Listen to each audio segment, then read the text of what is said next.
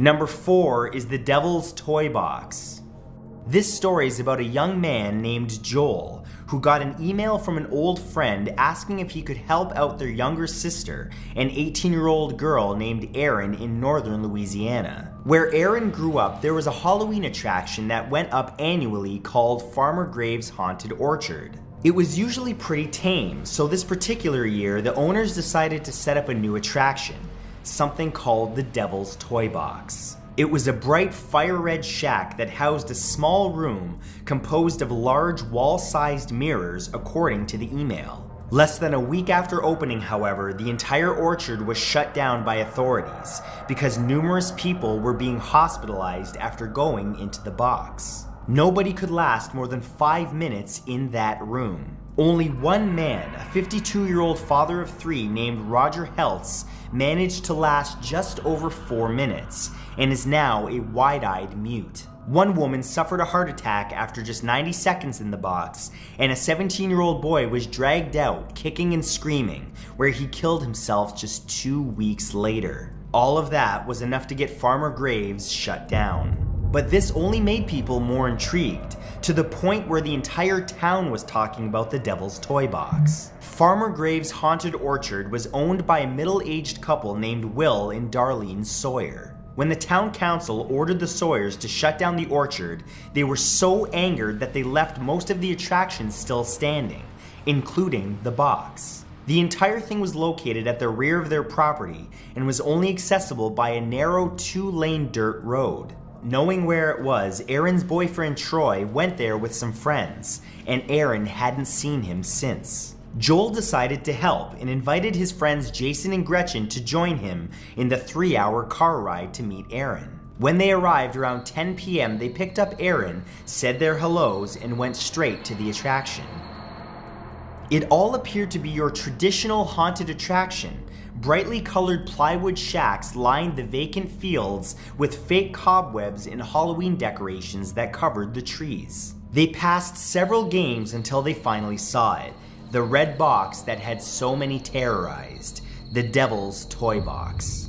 The group grabbed some chairs that were lined up against the huge box and waited for the Sawyers to arrive, as it was said anyone who came to see the box they would allow in, trespassing or not. But upon sitting down, Gretchen immediately panicked as the reality of the situation sunk in, and she asked Jason to take her back to the car. All that was left was Erin and Joel, and that's when Will Sawyer suddenly appeared. They showed him a picture of Erin's boyfriend and asked if he had seen him, to which he replied yes, that he had in fact entered the box, lasted only 3 minutes, and ran off screaming into the dark woods. Will then asked if they wanted to see the inside of the box, and opened the padlock that kept the doors sealed. And that's when they saw it, something vaguely human moving inside of the box. Panicked, Joel and Erin ran back to the car just in time for Jason to see them, but it was too late. Something was chasing them, making a horrible scraping sound.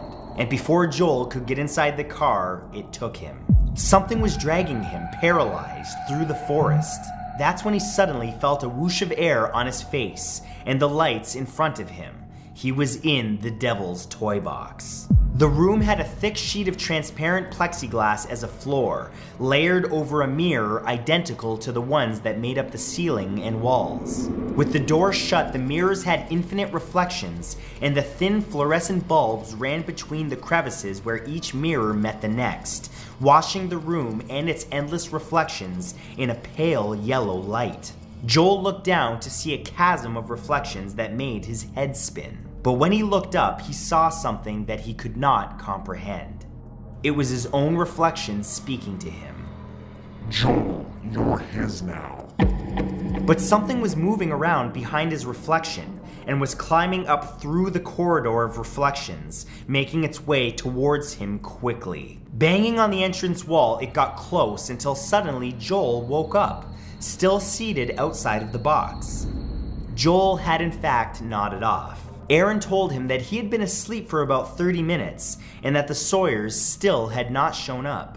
They decided to go to the house themselves to get the ordeal over with. Knocking on the door, it was answered by Darlene Sawyer, who invited them in as she knew that they were there for the box. Joel asked if Will would be joining them, but Darlene informed him that he had killed himself the night before.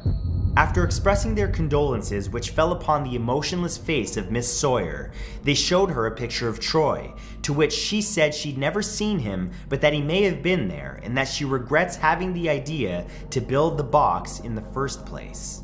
Darlene explained that she had been very sick, and that Will had somehow summoned a demon to help, and that it agreed to if they built a room of mirrors and got people to go inside of it. She also said that some of the men who went in were kept under their house, under a trap door. She brought them to it and opened it for the two to discover multiple sick-looking men, but no Troy. That's when one of them grabbed Joel by the ankle and pulled him down into the filth. And again, Joel woke up, this time screaming. This time he had been sitting beside Jason, still beside the box. He had had a nightmare inside of a nightmare. Joel asked where the girls were, and Jason didn't know what he was talking about, that they didn't go out there with any girls, and that Gretchen had broken up with him a month prior. That's when Jason suddenly put the barrel of a shotgun in his mouth and pulled the trigger. Shocked and panicked, Joel began to run when he saw Jason's lifeless body following him. It was draped over one of the games as he passed it. It was under the car as he got into it, and it was even in his lobby when he got home. There was no escaping the headless body of his friend that was waiting for him. Joel, now losing his mind, ran up and into his apartment when something began trying to open the door from the outside. Joel knew that these were his final moments as he began backing away from the door, but then something unexpected happened. Something crashed through it. It was Jason in Joel's car, except he was no longer in his apartment, but he was in the box. Joel had only spent 25 seconds in the Devil's Toy Box. He had been in there the entire time. Jason, knowing something was wrong, crashed into it to help him escape, dropped Aaron back off at their home, and left that area forever. He was never able to help Aaron find her boyfriend, but that wasn't what worried him the most. It was that to this day, Troy worries that every day he'll wake up and be in front of that box.